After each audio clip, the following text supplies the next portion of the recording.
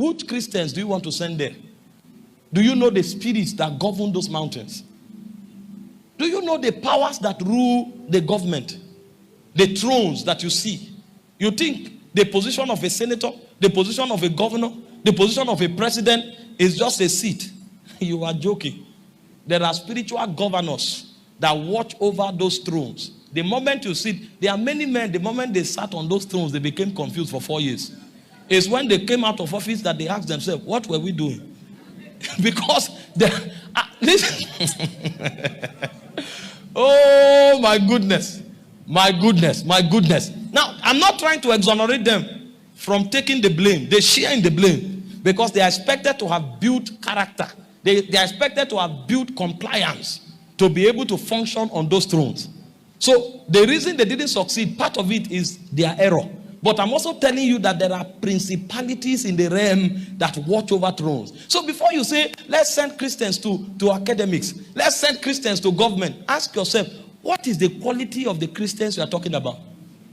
Somebody becomes senator, and 2 weeks later, the moment they finish swearing in, they sit down and say, there is 10 billion here. It's for your constituency, but who cares? You can take 5 billion. And this is somebody who has never seen 100 million. The moment they say 5 billion, do you know what is happening to his head? He's looking at Bahamas. He's looking at Dubai. He's looking at Lamborghini. He's looking at Rolls Royce. That's all they think. He's thinking of the fleet of cars and the buildings he will have in 5 nations. If you like, advise him for 5 years. He will not hear one until he leaves that office. Because he has come under a pressure that his soul is not used to. He has not been trained to comply to the laws of Zion. That 5 billion will shake him.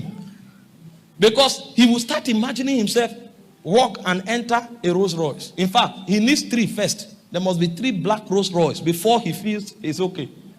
Because another city has been introduced to him. And he will begin to judge his value based on cars, buildings, and the places he traveled to. Is that the man you want to tell that there are poor people in your village? You don't know what you are saying. That throne has the power to colonize you. This is why before we talk about Esau, the mountains of Esau, men must grow to become saviors. So the goal of this conference is to teach you how to become a savior. And yesterday I told you the first rank you attain to be a savior is that you must become a son. And so we read that from Matthew chapter 1 verse 21. He said, you know, this is an apostolic conference. It's a place where men are